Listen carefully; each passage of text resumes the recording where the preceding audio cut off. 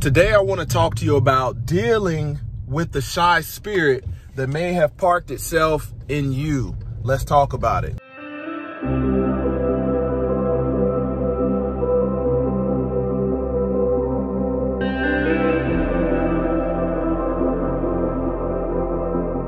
What's going on, Closer to God Ministries? Welcome back to another righteous, spirit-filled episode.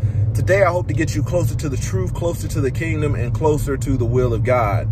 Man, this message is for all my men out there, for all my fathers. You know, if you are raising, mentoring, teaching young men, it is very important that you understand this and not tolerate this because of what it leads to and it being less desirable.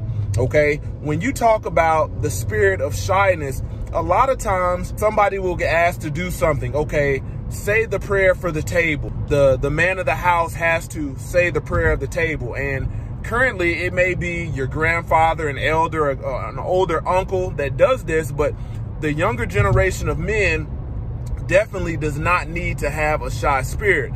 That needs to be groomed, out of them to the point where they have received a lot of mentoring, a lot of coaching, a lot of guidance, a lot of righteous guidance, so they can live to be righteous men. But when you look at the family structure of a righteous man, you have to bring up the next generation or the next couple generations so they can fill your roles and responsibilities. And they can't do that if they're shy.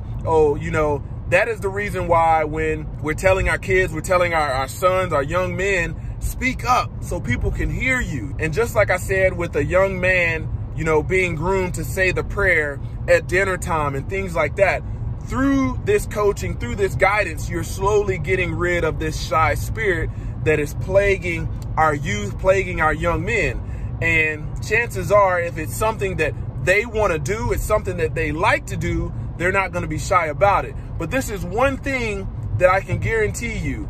The men in the Bible were not shy. They were confident in themselves and they were confident in their righteousness.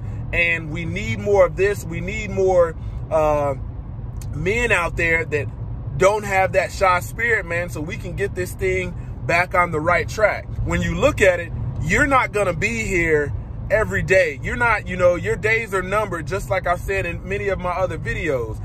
And if you enable this shy spirit, there will be nobody, no young men, no young women out there to fill your shoes, to fill your responsibilities, promoting and living a life of righteousness. And let me tell you something. The reason I said this message goes out to all my fathers, all my men.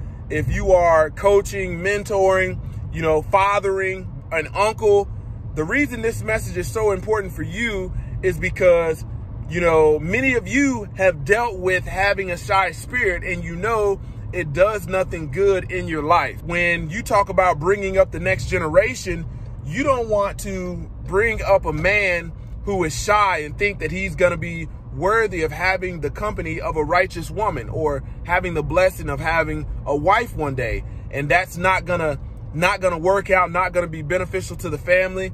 It's not going to be able to protect, and look out for everybody's best interest. Somebody has to be willing to take charge. Somebody has to be willing to speak up about, living a life of righteousness and making sure the standard is held. And a man with a shy spirit just isn't going to do that. It's not going to benefit anybody. And furthermore, I want to ask you, if you are enabling young men in having a shy spirit, what are you preparing them for? Because the world that we live in, this very evil world that we live in, is definitely not shy when it comes to the injustice, when it comes to the doggone trials and tribulations that we'll face. So what good is it that you are enabling a man, a young man, which is the next generation, to be shy? I don't like speaking in front of a group of people.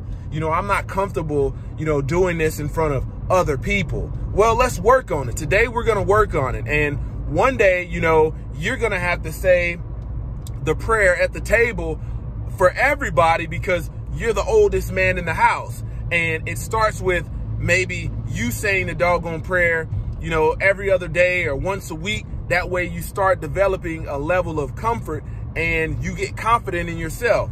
And one thing about the spirit of shyness is is you can always see the areas that somebody needs to be developed, see the areas that a man needs to be developed in by his level of shyness.